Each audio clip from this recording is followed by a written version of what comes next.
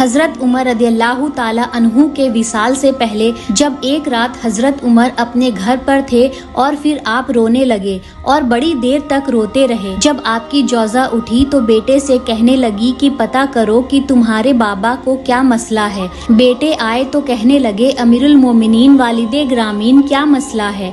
हजरत उमर ने कहा कि बेटा अपनी अम्मा को बुलाओ। वालदा आ गई और कहने लगी कि क्या बात है, तबीयत खराब है तो हकीम का बंदोबस्त किया जाए। हजरत उमर कहने लगे कि कुछ भी नहीं, जब आज मस्जिद से निकला हूँ तो नबी पाक के सहाबा मेरी तारीफ कर रहे थे तो आपकी जौजा ने कहा कि हजरत ये रोने की बात है कि खुश होने की। तो आप फरमाते हैं कि नहीं, सोचता हूँ कि बाहर तो मैं अच्छा रहा हूँ, पता नहीं घर में ही कोई ज्यादती ना हो गई हो, पता नहीं तुम्हारे साथ भी मेरे मामलात सही थे कि नहीं।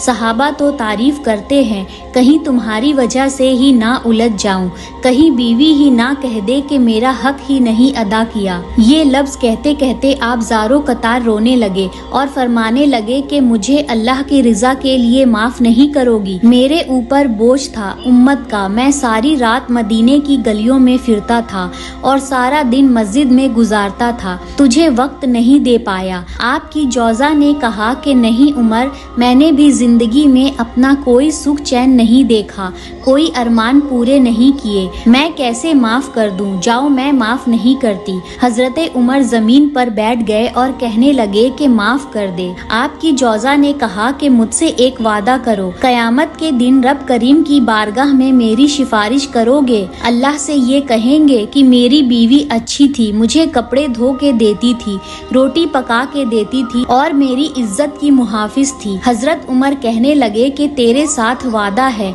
अगर रब अपने फजल से उमर को जन्नत देगा तो उमर तुझे जन्नत में अपने साथ लेकर जाएगा। सुभान अल्लाह।